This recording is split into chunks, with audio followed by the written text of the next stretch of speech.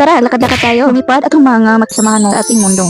Dream living namin sa Korea. Akalain mo, library 2 is like a fantasy world. Taas ng mga bookshelves, halos abot ng kisame. Dito sila library ng soul. Alam mo, simple lang, level up talaga sila. Hindi ka man naglumas paakyat, may hagdanan at may escalator pa. Uy, bongga. Please leave muna. Ito na, nag-fair rides na kami. Mula sa Han River Seoul, papunta sa iba't ibang destination ng lungsod. Ang forest namin island. Naglaga sa mga dahon, naka-stress liver, magaan sa loob. Ang sarap maglakad-lakad. Disco tahimik, malamig, tanggal, pagod. Ito ang Gwangwaman Gate. Dito magsimula ang kasaysayan ng Korea. Attraction sa mga Palace Museum at Royal Guard Ceremony. Seoul Tower, kilig kahit single. Love locks ng couples. Bawat kanda, mga pangako na papako. Huy, huwag naman. Sa taas ng lungsod, dami kumikislap. Tahimik lang pero ang ganda. Lakad muna kami para tipid sa pamasahe. Ayun na nga, kinakawak ko na hanggang kaabot kami sa isang mall. Naka-glass vibes, perfect for OOTD. Chill vibes, ang sweet bridge. Tanghali o gabi, gutom pa rin. Nakita ko ng sikat na snack sweet. It's like strawberry and sweet and crunchy. Next morning, pabiyahe naman, parang freezer sa labas. Sobrang ang lamig, kurog ng tuhod sa biyahe.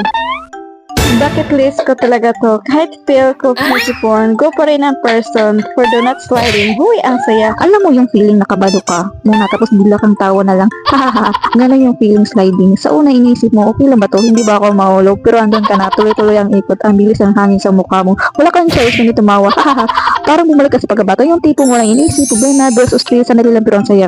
Ayun, naglakad-lakad ulit kami. Hanap next spot sa Seoul, street foods at all vibes all around. Kaya lang napahinto kami. Nag-snow. Na-surprise ako sa weather for the first time. Ang ganda na snowflake is like a fantasy. Dati sa TV ko lang nakita. Parang napunta naman kami sa Ivangan Universe. Ito ang Team Lab Borderless Soul sa COEX. Libo-libong ilaw gumagalaw. Parang lumulutang sa gitna ng mga bituin. Walang simula o walang dulo. Mapahinto ka na lang at mapawaw. Kaya pala sikat to sa mga photos. Isang hakbang mo, isang mundo agad. Nag-free time kami, nag-cooldown kami na sayaw.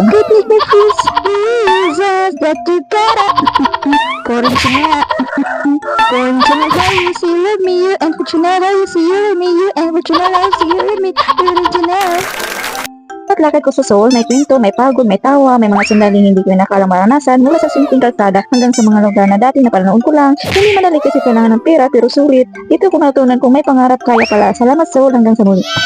Grabe, ang bilis ng oras. Kanina nasa aeroplano lang, gauwi rin. May ginawa kong challenge na akala ko pampatulog, pero joke pala. Sabi ko, sige konti lang, pero habang tumatagal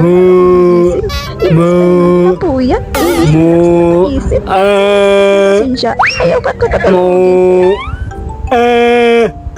Huy. Wala.